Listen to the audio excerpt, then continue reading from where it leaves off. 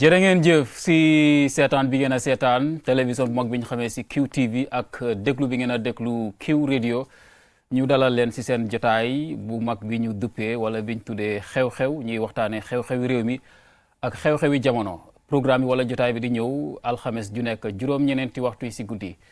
jàpp fukki waxtu yi ngeen faral di si ànd ak ki nga xam ne moo di suñu nag naataango Ansoumana ak Julde tey nag ñun ñoo leen fi teewal Ibrahim Khalil Gueye Maam Nabou Ka ak Fatou Bi Ndiaye ñoo leen teewal fii tey suñu gan mooy police PRO mooy ki nga xam ne moom lañ dénk kàddu gi si banqaas si takkader biñ xamee si Gambia Police Force dina am ay pàcc yu bëri yoo xam ne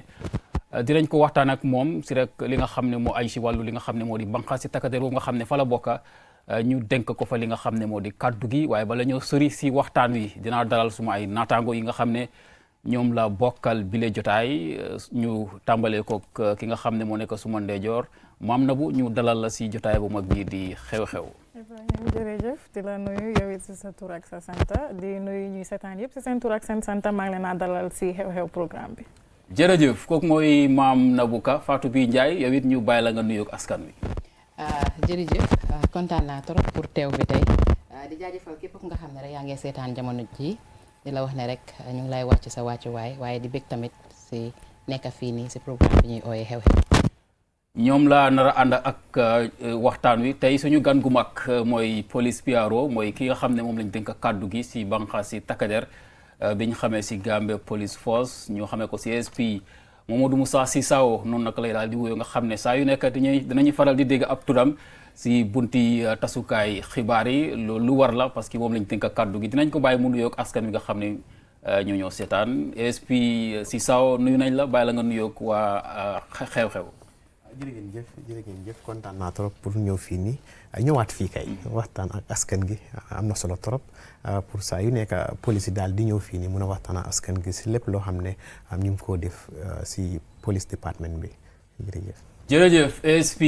Sissaho ni mu ko waxee noonu la saa yu nekk dinañu ñëw di waxtaan ak li nga xam ne moo di askan wi si lépp loo xam ne xew-xewi réew mi la xew-xewi jamono tey ñi nga xam ne ñoo ayee ñu di Gambia Police Force soo defee rek dinañ sóobu rek si li nga xam ne moo di waxtaan wi ñu rek daal tabbel suñu nag laaj bu njëkka gannaaw bi nga xamee ne xew-xew lañ wax jotaay bi ñu duppee ko xew-xew bu yàggut am na loo leen xewle mu di Gambia Police Force mu di dalal ngeen daanaka lu ëpp junne si ay ndaw yoo xam ne dalal ngeen leen ci banqaas si takkader boobu ñu xamee si Gambia Police Force bala ñoo dem si li xewoon démb si àllarba gi foofu si diwaanu Banjul laaj bu njëkk bi rek mooy ñooñu nga xam ne ñoom ngeen dalal laata ñu doon jeexal seen diirub tàggatu gi naka ngeen leen jëlee ñoom ñi nga xam ne ñoo di ndaw yéen si yan motuwaay ngeen tëraloon pour rek fexe ndaw yooyu mun leen a uyu si bokk si banqaas si takkader bi ñu xamee si Gambia Police Force. waaw jërëjëf kontaan naa si trop si laajte bi ndaxte laajte bi am na solo trop mooy ne soo ko bàyyee xel mooy ne amoon na ay jamono si weeri octobre last year Gambia Police Force ndaxte police bi Gambia lañ. so pour nit mun a nekk police il faut mu nekk Gambia te ndaw yi ñoo mun a ñëw bokka nekk Gambia naka police officers so Gambia Police Force advertise nañ nationwide dem nañ fa am nañ fa ay suñ nit ñoo xam ne ñoo am wàllu boobu noonu pour lu ñu wax screening bi pour képp koo xam ne bugg naa nekk police rek te moom am na loo xam ne loolu la police di ut si nit ki mooy ne da ngaa nekk Gambia understand nga da ngaa nekk koo xam ne tamit jeexal nga school up to senior secondary school te senior secondary school tamit dafa am ay exam yu ñu dee def comme waas o si waas bu noonu da nga war a am ay passes credit point yoo xam ne war nga koo am lu si gën a am solo nag mooy angale bi dicté suñu official language bi mooy angale bi li ngaa wax ak li ngaa bind te police loolu lu am solo la si liggéey police bi waxtaan bi ak bind bi so loolu moo amoon bi loolu amee ba pare ñu daal ay nit yu ko apply passé na ñeenti junne ñoo xam ne ñu ñëw ko binda pour bugg a nekk police over 3000 waaye si kaw loolu nag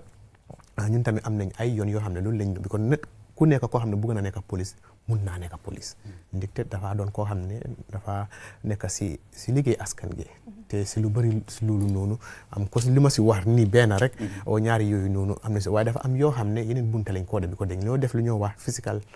after the documentation mooy sa kayit yëpp li nga wàccaloo école dañoo seet ndax loolu si boppam yow mii ne yaa moom ni ndax yaa ko moom because loolu am na solo trop ok ñu bëri dañ dee oote seen boppa loo xam ne doonuñ ko so am nañ ay bunta ñun police lañ so kenn du ñoo mun ñoo nax noonu so am nañ ay bunta yoo xam ne dañoo gëstu loolu ñu su weesoo nag ñu seet ndax yow mi sa boppa ndax am nga kattan bi wér bi wér gu yaram bi dem hôpital nag ñu wiste ñu ngi am suñu own hôpital doo dem beneen hôpital ñu bindal la de suñu own docteur yi ñoo laa wiste seet lépp seet luñ soxla si yow naa am nga ko loolu su weesoo nag ñu def la lu ñoo wax BFT basic fitness test basic mooy ne at least nu mun timel ay xeetu tàggat yaram daal mooy ne ndax mun ngaa daw ay 2 kilomètres ak yu mel noonu si ay waxtu yoo xam ne dañ la koo jox am nga ko si góor ak jigéen yëpp soo def nañ yooyu noonu te emut fa def nañ exam si boppam entry exam yow wax nga ne kayit bi nga am jàng nga waaye ba tey da ngaa ñëw toog si exam ñu nataat sa xam-xam waaw ñu bindal la at least basic yoo xam ne at least gis nañ ne ku mun a paas lii rek luñ soxla si moom si training bi mun na koo def si because training bi ay bunt la te lu gën a am solo si bunt bi especially now lu ñoo wax this democratization loo xam ne moo nekk di am mooy police yi dañ ñoo doon ñoo xam ne xam nañ lu ñoo def loolu am na solo trop so moo tax ñuy def entry exams si entry exam boobu noonu tamit si la ñoo wàccee nit ñi based on requirement boobu noonu loolu si weesoo nag si la ñu ne la ñoo xam ne ñoo paas lii yëpp ñu wax ne bés nangam dañoo commencé liggéey bi nangam so ñu ñëw ñu daal di commencé nuñ ko war a commencé rek si commencement boobu noonu nag ba tey jël nañ ñu over 6 months di 7th month boobu lañ nekk nii pour gis ne daal ñii doon nañ ñoo xam ne am nañ yaakaar ne jamono bii suñ leen dugalee si police force bi rek dañ mën a def liggéey boo xam ne loolu lañ soxla si ñoom loolu la askan gi soxla si ñoom ndigte ñu nekkuñ suñ boppa police réew mi si boppam la ñoo liggéeyal te réew moobu moo ñu ga daf ñu jox ay sarta yooyu noonu il faut ñu am ñoo xam ne mun nañ koo mottali so loolu la nag foofu la dooree waaye ñu ngi gërëm dinaa commencé loolu am na solo trop ñu gërëm di leadership of the Gambia Police Force mooy di inspector general of police Sidi Mukhtar Touré ak senior management am yëpp waaye ba tey dellu kaddu gërëm bi si the president of the Republic of the Gambia koo xam ne mooy di commander in chief of the armed forces koo xam ne si njiitalaam lañ mun a am lii ba Gambia Police Force for the first time in history having to graduate ñoo xam ne more than 1,000 recruits male and female doo dee xam sax jigéen ñoo gën a ëpp a góor yi naa góor yi ñaa ëpp a jigéen waaw dégg naa lii géej naa am parce que lim bu takku nii ngeen jël lim bu takku nii géej naa am musta am sax du géej naa am de musta am dafa musta am at all te xam naa loolu dafa am solo xam naa ne exact number bi exact lim bi mun nga ñu ko wax waaw 1336 ok 1336 mu di junne ñetti téeméer ak fanweer ak juróom benn waaw si ay police yu bees ñoom ngeen dalal la waaw maam na bu man lu ma bëggoon a xam rek mooy si ay fan yu néew nii rek bu si yàggu jox nañ leen juróom-ñeenti oto yoo xamante ne jox nañ leen ko pour ngeen ko mun a jëfandikoo yéen a ngi yaa ngi wax ni si sa wax rek yéen a ngi graduate over 1000 police ba pare lu ma bëgg a xam rek mooy naka ngeen bëgg a jëfandikoo koom-koom yi pour ngeen gën a mun a wéral kaaraange dëkk gi parce que fu mu nekk nii foog naa tollu nañ foo xamante ne ñun lu ñu gën a fesal mooy kaaraange dëkk bi fu mu nekk nii sécurité bi so naka ngeen di jëfandikoo yi daal mun nga ñëw wax tuuti si loolu. waaw lii yëpp si la bokka lu ñu def démb yëpp si la bokka andite lu ñu wax human resource because looy wax ni il faut ñu am ñoo xam ne ñoo faa nekk because liggéey police moom il faut nga jaakaaroo askan gi dem si askan gi you understand you be in their communities because dara lu ñoo def mooy di leadership they came with a new dynamic a new direction mooy 80-20% rule mooy ne su nekkee téeméeri nit ñoo nekk si station bi juróom-ñetti fukka waaw yooyu yëpp dañoo génn si biti indi interact of recent yaa ngi gis police ñu ngi génn si ñu ngi patrol lu ñuy wax patrol visibility patrol because xam nañ ne su nekkee ne nit gis na koo xam ne mu ngi sol police si kaw yoon yi foo xam ne nit ñi foofu lañ si marché yi ak yu mel noonu si koo xam ne ku bon la bandi o yu mel noonu su naree def dara mu gis police rek daf koo fooma so loolu su bëri rek da ngaa gis ne si lu bëri dafaa gën a wàññeeku so loolu am na solo trop te emu fa loolu si bëccëg bi la te si kaw loolu tamit dañ dee am lu ñëw waa patrols waaw we have patrol yoo xam ne ay véhicule lañ dee use patrol yoo xam ne ay foot patrol lañ dee use because ñu ngi am what we call the police intervention unit ñu xamee leen PIU wala paramilitary amee nañ di anti crime unit ACU ñoo xam ne ñooñu seen liggéey dem nañu na muy ne am na ay place yoo xam ne ñoo xam ne criminal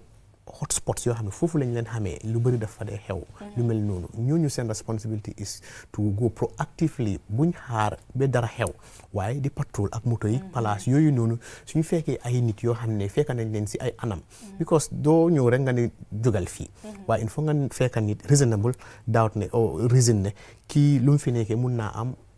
compromises the security or the peace of the environment ñu daaxale because dañ dee gis ay ndongo yoo xam ne yu fàttaleku na sincu alaaji yooyu noonu ay ndongo yoo xam ne waxtaan rek lañ toog pour waxtaan bi nag ñëw mujjee si loo xam ne mooy xëccoo ba di gaañante ay mel noonu so loolu am na solo trop so ñun as a police force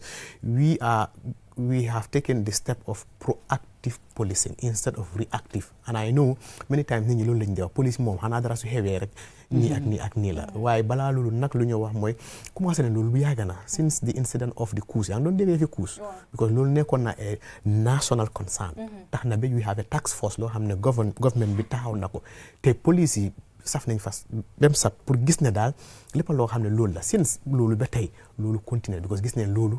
it paid dividend bi loolu amee ba tey coups léegi doo ko dee dégg once in a while so loolu nag moo continuer waaye amu fa de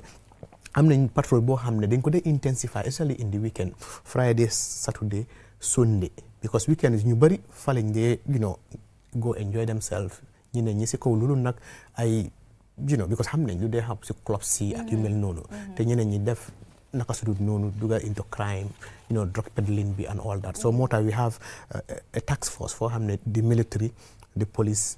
PIU CID immigration drug law enforcement prison service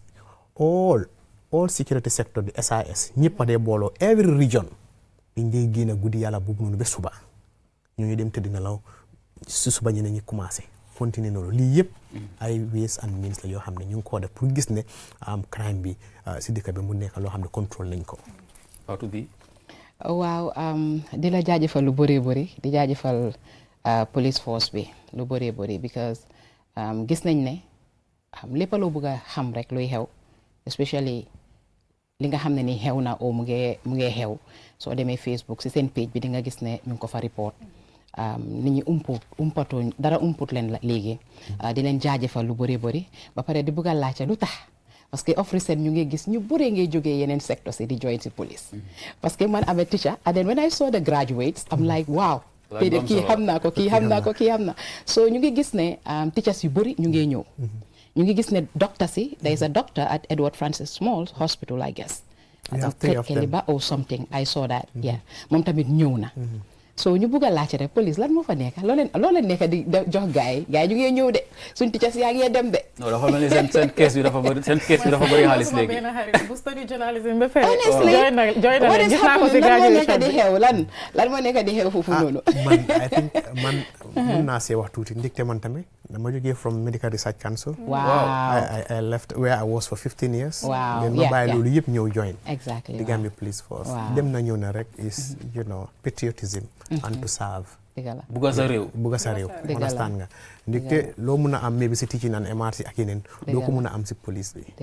Understand nga. waaye ba tey rek gis ne you want to contribute. To national development. te suma maa si gis ne fii laa bugg a contribute. because everybody ñun ñëpp we are contributing in our different ways. Understand nga so looloo tax ñu bëri si teachers yi. ñu bëri comme xam nañ ko rek si lu bëri fii. mostly people go for opportunities. What is available to you. Because mama si loolu la I went to school of nursing. That's not where I wanted to. But loolu laa started. Went to school of nursing. Went to MRC. Went to the university. When I felt ne am my cool. Let me go for what I really want to do so that I can contribute effectively to national development. te xam naa ne ñu bëri si ñoom loolu la te soo seetlu even the police ñu fa nekk right now ñu nekkoon the Inspector General of Police then degree holders ku nekk now the minister was a teacher left so ñëwee di current management ñi ma xam I know the AIG administration I'm aware was also a teacher. Understand nga so fa demee di command structure commissioner yu bëri they were all teachers. daanaka ñoo fa gën a bëri. understand nga so xanaa di rafetalu loo xam ne changes boo xam ne loolu moo am. si police force bi of recent. and that is to the leadership of the Gambia Police Force ba tax na ñoo nekk si biti. because man bu ma génnee dimba tey jërëjëf ma nekk si kaw yoon jërë ngeen jëf Gambia Police Force jërë ngeen jëf Gambia Police Force loolu rek wane na ne Gambia Police Force changé na understand nga ne things are changing now in terms of perception about who we are dañ believe ne ñun ak yéen yëpp benn leen te suñu liggéey bi luñ ko mën a def gannaaw yéen we have to do it together understand nga ndigte we are here to serve you and that is what we are trying to put across ne ñun we are here as service provider mooy ne lépp loo xam ne ñu ngi koo def jubluwaay bi yëpp dem na ñëw na government bi lu ñoo spend dégg ngeen the president of the republic si speech am wax na le just last year 9 vehicles la jënda pour jox ko police because what happened is the Inspector General of Police Sidi Mukhtar Touré bu mu ñëwee immigration la jógee ñu def ko as the leader the Inspector General of Police the first thing lu mu def mooy to assess capacity in every respect mooy the human resource capacity logistics and infrastructure understand nga so ñaata police lañ am ci Gambia Police Force ci police force boobu noonu ñaata ñoo xam ne mooy ñooy degree holders ci degree holders yooyu ñaata ñoo nekkal accountant ñoo nekkal lii ñoo nekkal lépp loo xam ne institution soxla na ko understand nga te ñoo xam ne ñu ngi fa in terms of experience ñoo xam ne ñoo taxaw ba ñu toll fu ñu toll nii understand nga jógee fa dem into logistics ñaata moto lañ am façon moto dang daan dégg si police station bi yóbbu nañ fa case ne police ñu ne amuñ moto suñu amee moto ñu ne essence amut taxi nga dee luwaas yu mel noonu so dem na génn na fu nekk dem na anti crime dem na si garage bi dem na PIU foo xam ne yëpp war na mun a am because dafaa ñëw toog mu nekk njiit so il faut mu xam lu fa nekk lu ñu soxla si kaw loolu na lu gën a am solo most important is logistic loolu si weesoo nag mooy human resource because li xaw mooy xam nañ Gambia nu ñu dee mel nit ñi dañ dee dugg si liggéey bàyyi liggéey dem ak a ñëw the brain drain syndrome boo xam ne is everywhere in every sector people are leaving teaching to come to the police but others also are leaving the police and going outside this country understand nga so si kaw loolu nag pour satisfy the human capacity bi you know it's a continuum of nit ñi bàyyi ñeneen di ñëw because doo mën a stop people from leaving okay so that informed the decision of this loo xam ne mooy pour provide the security that is needed in this country and secondly most important the responsibility of the Gambia Police Force is more or less expanding. We are in a democratic society now meaning you know the presence of the police is relevant and required in every sector. Population understand nga. So I wouldn't xam naa ñu bari ñu nga wax ne tamit not only the population but even the crime. They have correlation but one very important element in crime mooy I think what has increased, this is my opinion, is the availability of information. Social media. Reported information. It doesn't mean lii du daan xew de but recently nit ñi ay interest buñ am si information from the police ak police tamit kattan or whatever efforts that they are doing pour joxe information boobu noonu duñ dee hide anything whatever happen we come and say lii moo xew nu munti no matter how ugly it is we come and say lii moo xew can you imagine amoon na week boo xam ne everyday suicide. You remember? Everyday suicide. You have in Sami Puchunki. We had in Bantanto around Bansang. We had in I think it's Farato. Around Jabang Tamil. Yes, we had that about almost every day suicide. People could have said, but look at police report. We could have hidden that, but we wouldn't because it's the service of the people. So we are doing, and whatever law our response to that because, and I think it's important so that we establish that trust. The people, we cannot control it because the responsibility is to protect life and property. But any moment that we could not protect, that's where you talk about proactivity. To prevent crime. If we cannot prevent the crime from occurring, when it occurs, it's our responsibility to investigate why and who did this so that justice can be served in the event that so loolu lañ suñu investigated tamit ba pare ñu naaw yóbbu ko to courts then foofu lañ am courts yi decide whatever they need to decide on the case so lii am na solo trop te xam naa looloo tax lu bëri léegi nit yi am nañ si interest comme noo ko waxee lépp loo xam ne te nit ku nekk si réew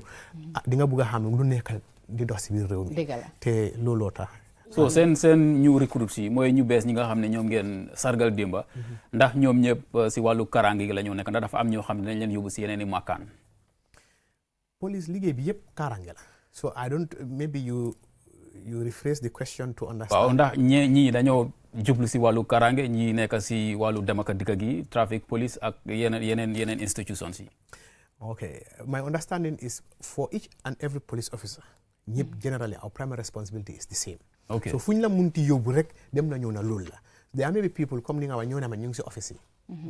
Typically that's not what they are doing every day pour nekk si trafic bi ak yooyu noonu. waaye trafic bi si boppam si kaaraange ji la si boppam. because accidents yi ak yooyu noonu. so generally what we'll do jeexal nañ seen training then they will also go through an induction process foo xam ne they will be taken to police stations PIU different areas of the Gambia Police Force pour luñ jànga ñu practicalize ko. suñ ko practicalize that is for a process for a period from there ñoo xam ne Gambia Police Force dinañ decide the management will decide where to take because each and everyone ñëw na dafa am lum isaale te loolu soxla nañ ko because we are an institution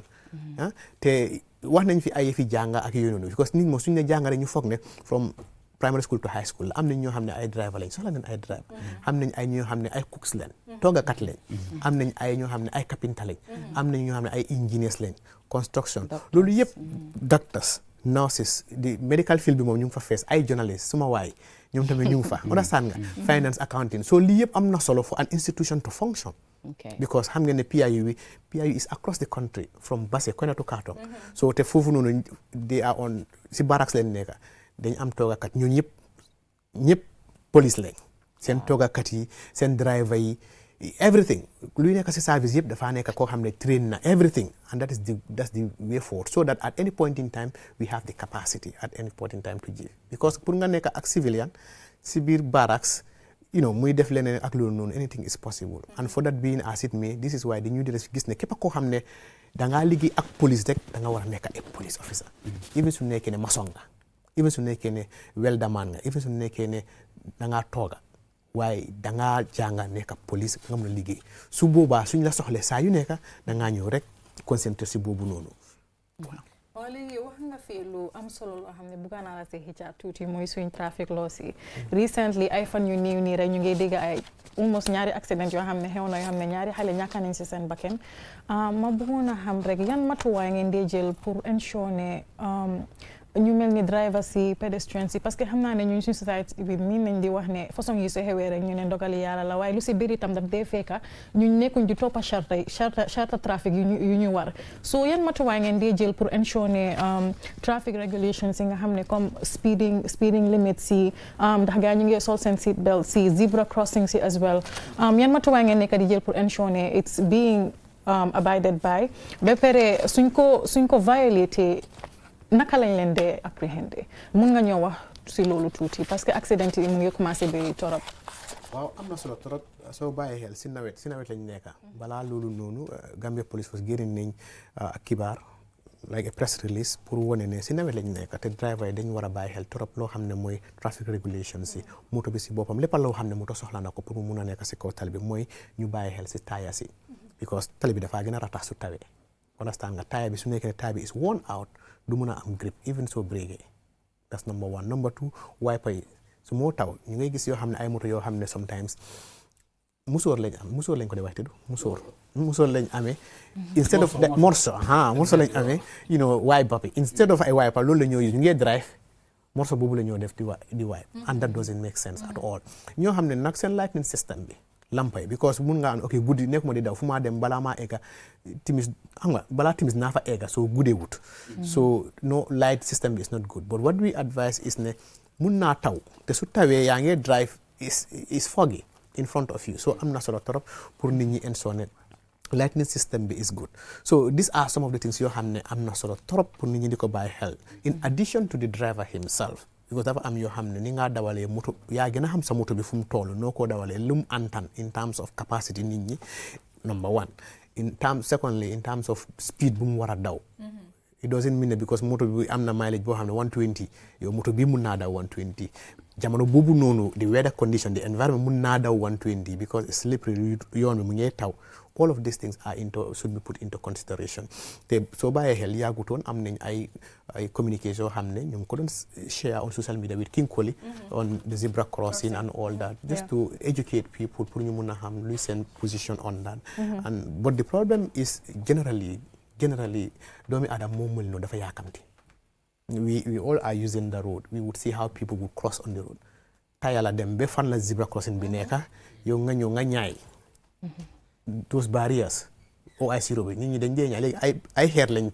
teg somewhere léegi dañoo ñëw taxaw si xeer bi cross over now you are struggling with the vehicles. bi pare man lu ma gën a jaaxal sax fan yii maa ngi gis ñu ne flyover bi tamit boori flyover bi gars yi dañ ko dee use pour jàll soo xam nga moto yi suñ dee ñëw yéen ay duñ dee mun a control seen speed bi because they coming direct. It's a so like is it a place that should be used pour cross because fu war a on a normal second fu ñu war a cross rek mooy di zebra crossing because already is label fii nga war a cross driver su eggee foofu rek dafa taxaw mu anaw la nga dem su fa fekkee waaye si zebra cross bi tamit yéen soo fa taxawee nga bugg a cross kii dina taxaw for instance xam nga tali bi dafa yaatu kii su taxawee kii taxaw nga dem ba di romba fekk kenn ngi ñëw ak speed so man no matter su ma romba foofu noonu even su nekkee may nañ la du ma dee nekk 100% sure ne dama war a dox ma dem because dangaa dégg kenn sax la wax ne doo daw doo romba doo daw like dangaa nekk di dem kii may na la soo demee ba si digga soo sigutee di bàyyi xel rek kenn dafaa ñëw enu la so I don't know like I think it's the attitude also because already xam nga ne fii loolu la te nga gis moto mu ngi taxaw sa kanam because boobu jiitu na la fa it's a zebra crossing jiitu na gis na mu taxaw na because brake light baa ngi on yow yaa ngi ñëw so you automatically you should understand ne zebra crossing la somebody must be passing or something else so dem na ñëw na te loolu mooy suñ problème Gambia in general I think we need to adjust on that in general in soo ne luwaa bi boo xam ne moo nekk si dëkk bi kon nit ñi fii they only practicalize or follow the law su nekkee nit mu ngi taxaw soo gisee police waaw da ngaa gis moto boo xam ne mu ngi overload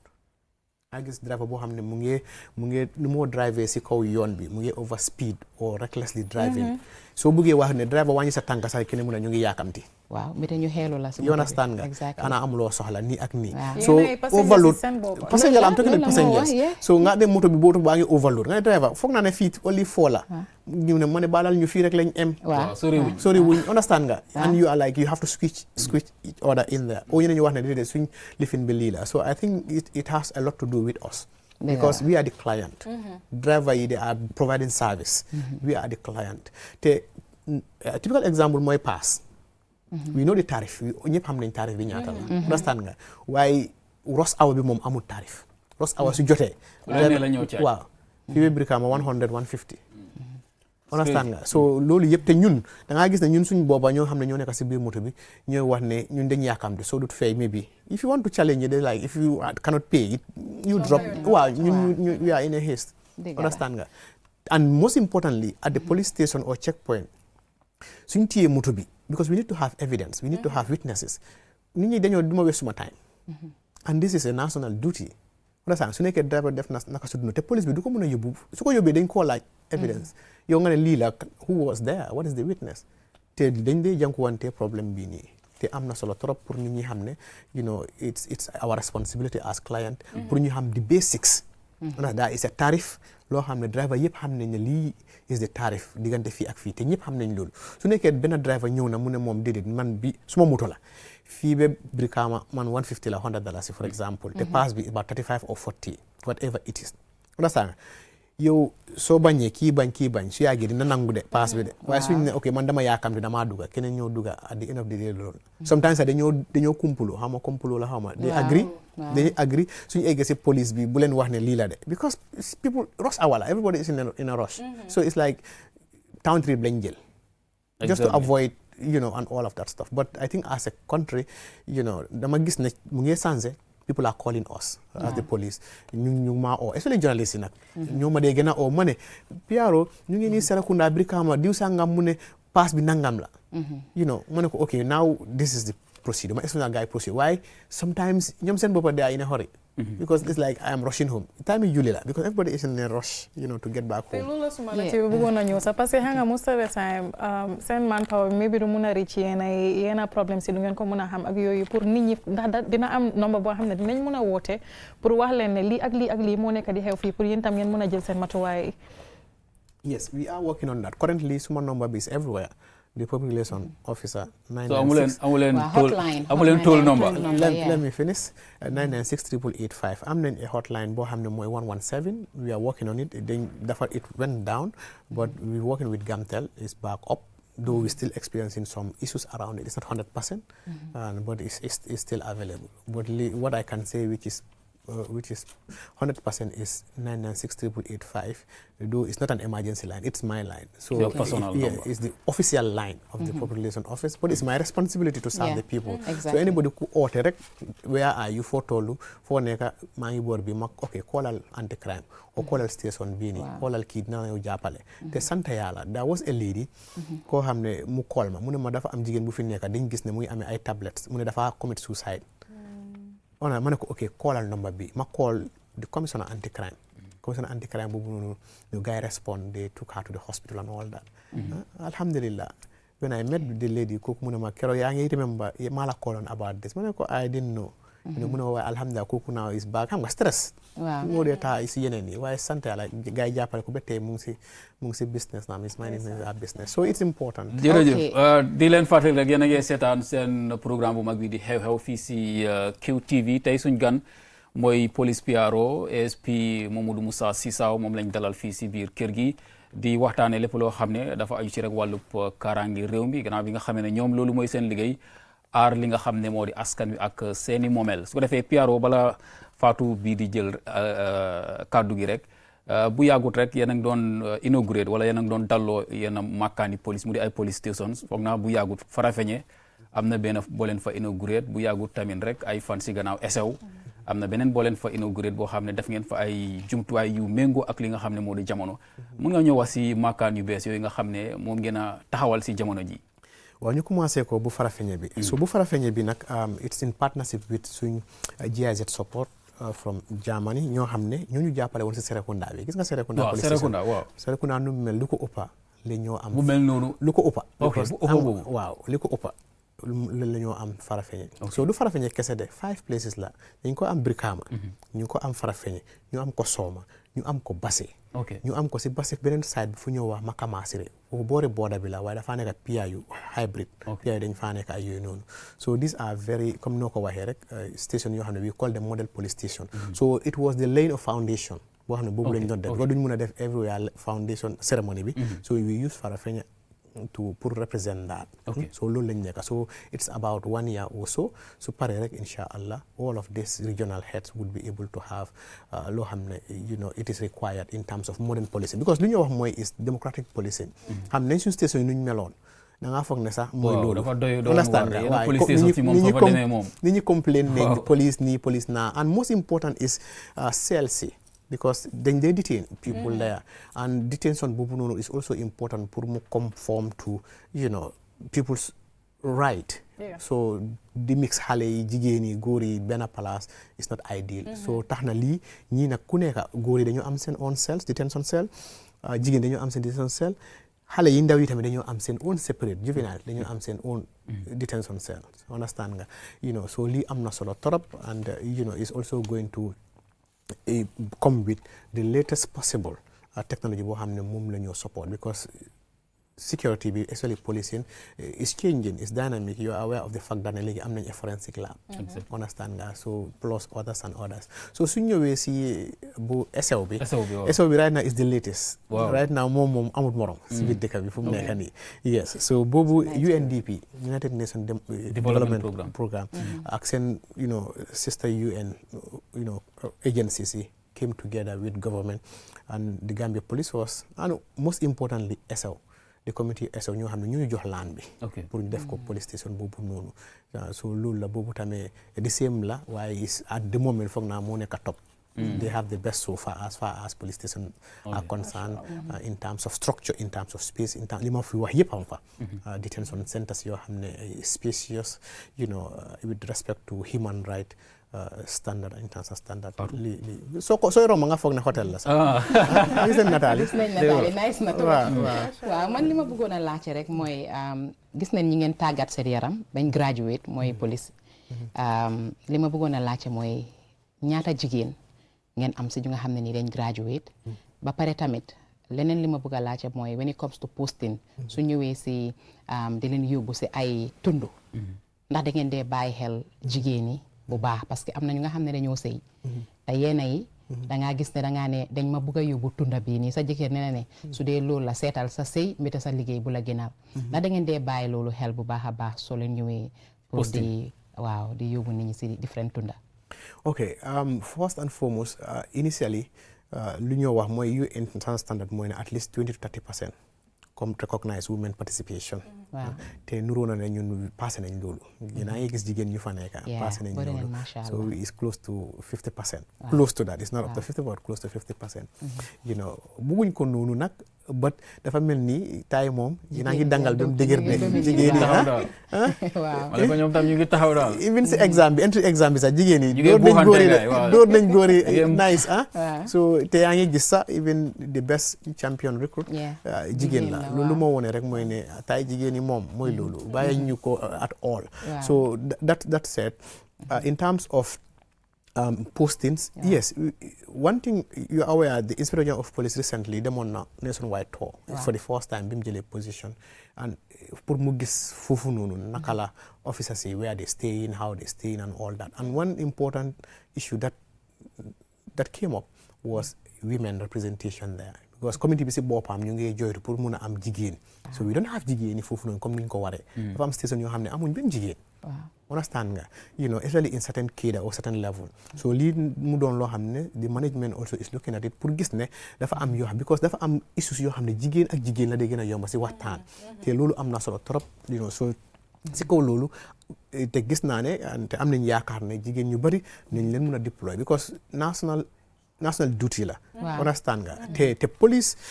service amul jigéen amul góor. What I mean is that jigéen yi xam nañ loolu. This is why they have gone on the training. Understand nga to change their mindset from that civilian mindset. mooy ne because yow ni nga xalaatee right now and a police woman su toogee fii nu moo xalaatee in that respect dafa different because moom lu moo gis because loolu lañ ko trainer understand nga pour xam ne she has a responsibility and it's a national duty.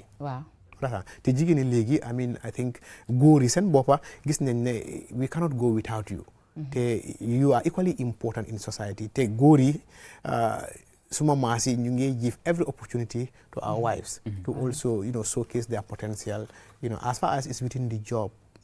It's fine and I'm hopeful ne duñ am issues yooyu noonu. We are also aware of the fact ne yes there could be one or two issues yoo xam ne family related and when they do come we'll handle them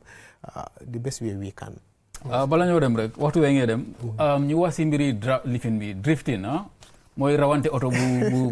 bu ndaw yi dee def léegi nga xam ne dafa bëri lool léegi muy jur ay accident ay jee yu doy waar yoo xam ne sax kenn mënut a wax san naka la dee demee yan matuwaay ngeen nekk di jël si wàlla woowu bu yàggut sax yow foog na am na koo xam ne téye woon nga ko ba ñu yóbbu ko si yoon waaye ni mbir mi jeexee ñu bëri kontaanuñ si de dañ ne liñ teg waa ji dafa oyof yan matuwaay ngeen nekk di jël si mbir yooyu noonu mbiri rawante oto yi drifting ni ko gaay xamee. waaw am na solo xam nga nit moom suñ la tegee liggéey moom da ngaa jël lépp because yow lañ teg liggéey bi xam nga naan noonu lañ ko war a mun a waxee si olof waaye li ma wax mooy ne liggéey bi bu diis la drifting bi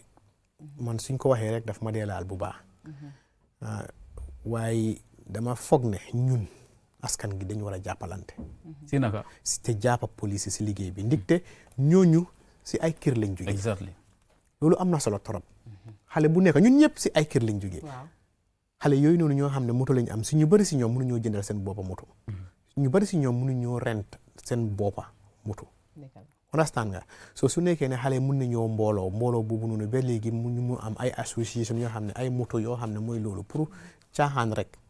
because dañoo wax ne sport la so for us as far as we are concerned in the Gambia we have not there is nothing like such a sport te lu si gën a doy waar mooy kenn du dem duñ dee dem si àll bi foo xam ne kenn nekku fa de yow kenn nga dem drift waaye si biir dëkk bi Westfield coopérative nu mu taytee coopérative seetal diggante stadium bi ak diggante boobu noonu c'est-à-dire man fu ma leen téye diggante GRTS foofu noonu so si biir dëkk bi lañ dee def yi amoon na koo xam ne ma njaay la 4 people lañ dóor 4 kenn ki dafa dee so yan matuwaay ngeen nekk di jël si mbir yooyu so what we can do is mooy ne xale yi comme police nu ñoo def seen liggéey police am na lu ñoo wax intelligence ñoo xam ne duñu dee sol uniform and all that when we get information ne comme ñoo xam ne ñoo jox information pour operative si dem si ground ñoom tamit noonu lañ amee seen own intelligence. xale yi ñoom tamit wala sax su nekkee ne waaw su nekkee ne xam nañ ne because demoon nañ bi xam nañ ne every Friday dañ di nekk diggante bi wala saa nga so dafa toll foo xam ne léegi ñoom maatee la dañ koo def mu neex ñu wala saa nga police suñ ñëwee mooy loolu dem na ba jamono yoo xam ne ay xeer yëpp lañ dee jël di jamante police te moto yu ñu amee tamit nekkul ne dañu gën a fast but because they don't care if you start after them dañoo ron at a speed boo xam ne they wouldn't care pour mun a naal si kaw lool bi wala saa nga so mun nañu laal anybody and they can just go ñoo xam ne téye nañ leen nag moo gën a am solo ñun téye nag ñun yóbbu lañ leen yoon Bruce bi téye nañ fa about 11 of them man suma boppa comme noo ko waxee téye naa ko yóbbu naa leen court we took them to court so what we can lu ma bëgg a askan gi xam mooy ne police bi dañu am ay tools yoo xam ne loolu la ñoo liggéey mooy di law te su nekkee loi bi fu mu em foofu rek lañ mun a em soo téyee kooku doo ko dóor because loolu àndut ak loi soo ko téyee tamit moto bi doo ko impound mooy ne moto bi léegi du moomati moto bi because nit ñi yaa ngi wax suggestion yooyu noonu wala saa nga soo ko téyee tamit loi bi lu mu wax rek foofu ngay em te loi bi lu mu wax mooy ne lu moo def is dangerous driving reckless driving loolu nga koo charge soo ko charge nga yóbbu ko court bi tamit duñ mun a def loo xam ne is beyond that so li ñu sarta yi daal lañ war a wécc léegi li ñu di wax mooy now I think it's about time we look at the laws around this and I agree and I agree already am nañ the 2025 criminal code understand so we are also working Ministry of Interior is also working towards both traffic law bi loi traffic bi pour gis ne naka lañ te xam naa ne lii lu doon loo xam ne c'est a national concern dafa nekk loo xam ne niñ ko fa mën a dugal right now doo fa gis drifting and all that waaye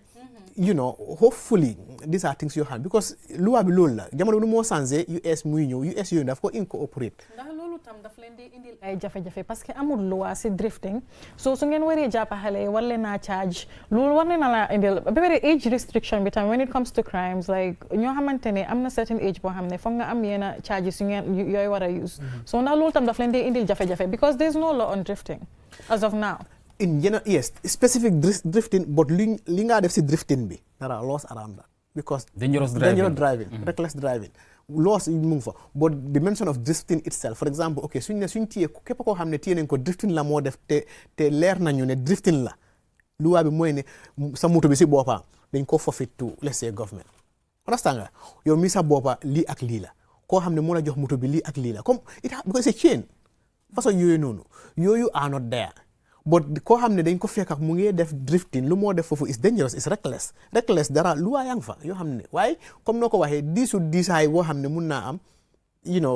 maybe suñ ko tegee keneen understand nga dina ko mun a lifin noonu dina tax because ba tey ñu ngi koo def ak ñu si comme nit gaañu si nii tam xam naa nañ la mun a charge manslaughter at least because nit gaañu na si nit su fa dee man lu ñoo def mooy police moom they will charge you the maximum léegi soo eggee court or whatsoever they will decide understand li ma bëggoon a laaj moo nekk ne comme li nga wax rek waaw because loi bi lépp lu mu waxul rek doo ko mun a implement doo ko mun a def foog naa ne dafa jot pour ñu delluwaat si drawing board bi seet naka la ñoo def because tey da ngaa gis ku drift ba rey nit ñu yóbbu ko police ñu yóbbu ko court charge ko suñ la chargé li nga xam ne ni yow ay 20,000 ay 50,000 xef ak xippi nga fay ko ak ki nga rey gis nañ recently abu ko fii nii si school bi